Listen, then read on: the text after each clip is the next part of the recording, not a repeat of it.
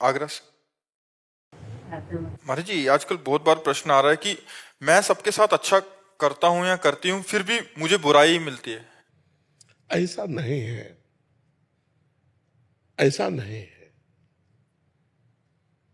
ऐसा नहीं है। कोई ऐसे भ्रम में न रहो। हाँ, कुछ समय तक ऐसा लग सकता है आपको, क्योंकि पाए जान जगत में सब जन कपटी कुटिल कलयुगी तंच।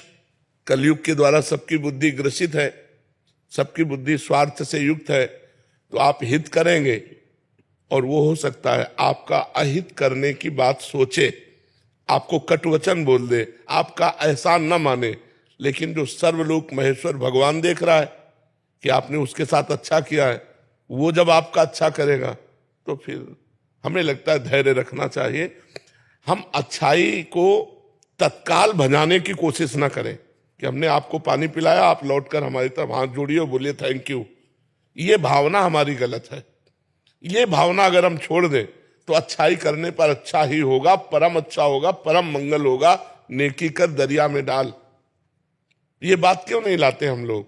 हम लोग ऐसा क्यों चाहते हैं कि हम इसका हित किया तो ये हमारे आगे झुके, ये हमारी बात माने? क्यों हम चाहते हैं? ये हमारी कमी है, इसीलिए दुख होता है। इसीलिए दुख होता है। हम सामने वाले का हित करके अनुकूलता चाहते हैं, इसलिए हमें दुख होता है। अगर हम अनुकूलता ना चाहें तो अनुकूलता तो मिलेगी ही, परमात्मा के द्वारा मिलेगी। ये लोग थोड़ी अनुकूलता देंगे, ये तो सब अपनी अपनी वासनाओं की पूर्ति के लिए है। वासनाओं की पूर्ति हुई तो कोई पहचानता भी नहीं है। और हम चाहते कि हमने ऐसी परिस्थिति में इसका सहयोग किया या और भी बहुत तरह से हित होता है, लेकिन सामने से हमें रिस्पॉन्स नहीं मिली तो हमको परेशानी महसूस होती। तो सबसे समस्या हमारी ये है रिस्पॉन्स, इसको हटाओ। ये सामने वाले से जो अनुकूलता प्राप्त करने की बात है, सबसे बड़ी कमी है। परमार्थिक पुरुष तभी दुखी होता है जब उसमें कोई गलती होती है। सवाल अगर सही हल हो जाएगा तो आपको आनंद की प्राप्ति होगी। इसका नाम अध्यात्म है। ये कभी, इसका परिणाम कभी गलत नहीं होता, इसका परिणाम मंगलमय होता है, क्योंकि भगवान मंगलमय है ना। तो हमसे त्रुटि हो जाती है। अब जैसे हम किसी का हित करके उसके परिणाम स्वरूप अनुकूलता चाहते हैं, अब वो ना देगा तो हमें यही लगेगा कि यार हम जो किया वो सब व्यर्थ चला गया। व्यर्थ नहीं गया, परमात्मा देख रहा है।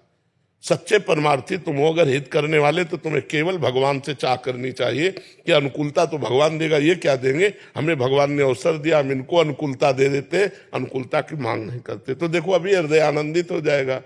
और ऐसे तो स्वार्थी संसार है ही, जब तक स्वार्थ बनेगा तब तक वो ऐसे रहेगा। और जिस दिन पता चला कि स्वार्थ पूरा हुआ तो तुम्हें कुछ नहीं समझेगा। तुम देखोगे ये वही है जिसके साथ मैंने इतना हित किया, फिर जलोगी। तो ये जलना आपकी कमी है, आपकी गलती। अगर आप अध्यात्म में सुधार कर लें तो आनंदित हो जाएंगे।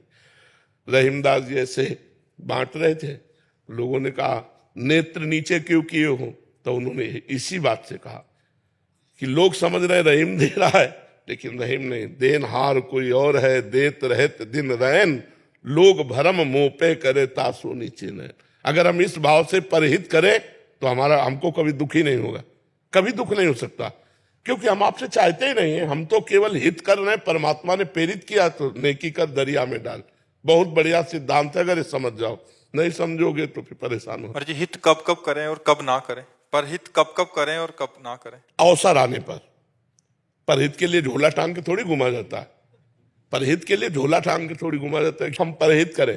अब जैसे हमारे दरवाजे में कोई आ गया, समस्या में फंसा हुआ है, और हम उसकी समस्या का निदान कर सकते तो हमें कर देना चाहिए।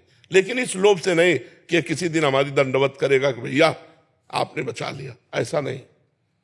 उसको परहित करें क्योंकि वो हमारे पास आया है, और इसके बाद वो हमको प्रणाम करे, हम उसको देखें ही नहीं, बहुत बढ़िया आनंद आ जाएगा। लेकिन हम ऐसा नहीं कर पाते हैं। परहित के लिए अवसर होता है। कोई भूखा है, भोजन दे दो, बीमार है, औषधि दे दो, समस्या में है, आप उसका समाधान कर सकते हैं, कर दीजिए।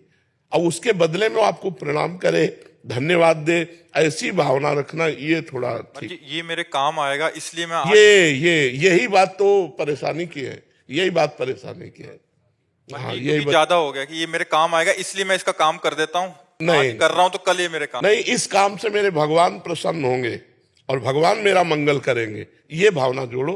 परहित भगवान के लिए करो, इंसान का परहित का भाव करके उससे बदले में लेना चाहोगे, घाटे में हो जाओगे, वो नहीं कर पाएगा।